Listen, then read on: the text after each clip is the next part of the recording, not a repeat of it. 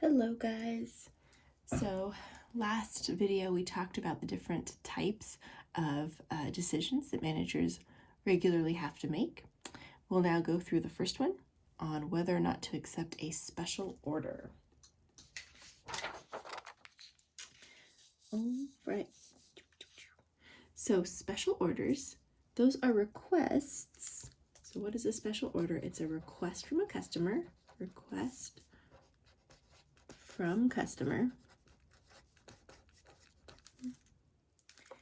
to purchase a higher quantity, right? Higher quantity or volume at a lower sales price.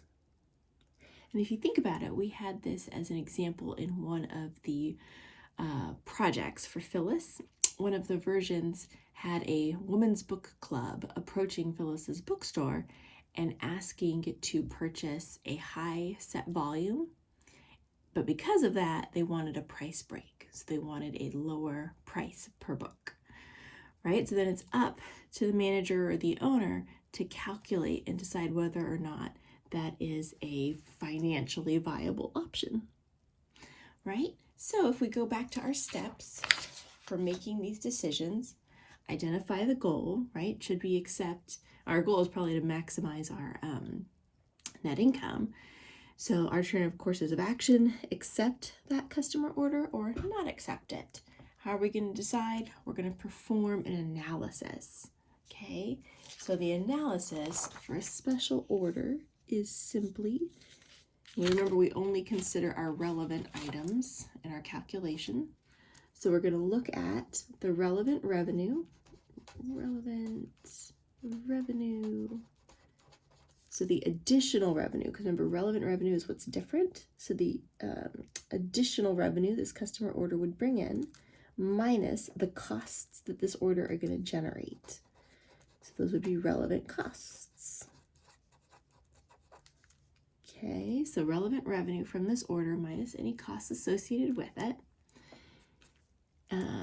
And so if this generates net income, so here, if the net income, or I guess it could be loss, but if net income is greater than or equal to 0, normally we will accept the special customer order, okay, by purely the analysis, our financial analysis. But if you remember, I said after we prepare that analysis, we should really try to consider qualitative factors. So think beyond just the financial analysis, what the numbers tell us, but we should also consider qualitative factors. And that's really for more an advanced accounting class, because qualitative factors are tough, right? We can't quantify it. In some of your advanced classes, you will learn how to quantify certain factors, but it's a little beyond this intro class.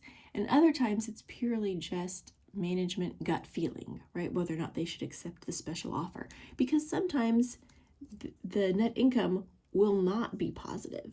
Maybe it is negative, and you'll still find some managers that say, you know what, let's accept.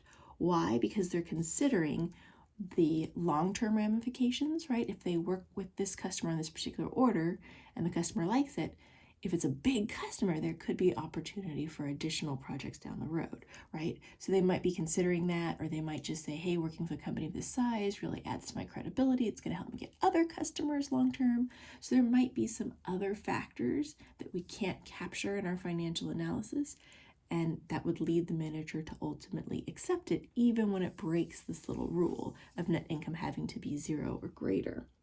So that's why you have to consider other qualitative factors, right? So consider your brand image, consider employee morale, right? So for example, the first one, brand image, let's say we do offer a reduced price, and then let's say that information happens to get out into the public. How's that going to hurt our brand image, right? It might impact current customers that say, hey, I've been with you for 10 years and you've never offered me a price discount. And they might get upset and they might potentially leave, right? So it's something that's hard to really capture, but something we should consider. Same with employee morale. What if accepting this special order requires us to have overtime, right? Our current employees need to work overtime, they get tired, they get fatigued, and they lose motivation, and it impacts the company negatively, right? So those are other things that we should consider.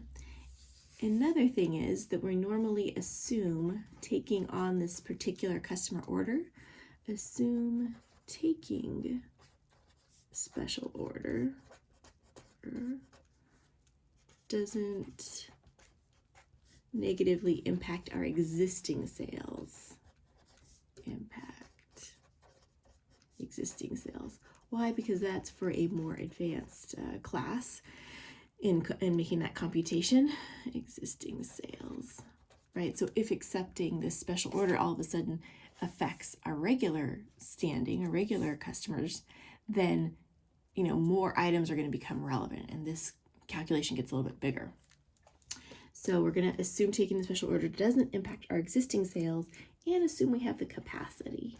Assume company has capacity to take on the special order, right? Because if they come and they want to purchase an additional volume, but we don't have the capacity, again, that gets to be more of an advanced problem, because then you have to see, do I sacrifice my current customers, so reduce that potential revenue and costs, and replace it with the new decreased sales amount? So it's just a little more complex. So in this intro class, we'll make those two assumptions when we're doing our calculation. And then in the real world, we should always consider items that maybe we can't capture financially. All right, we'll work through an example in the next video.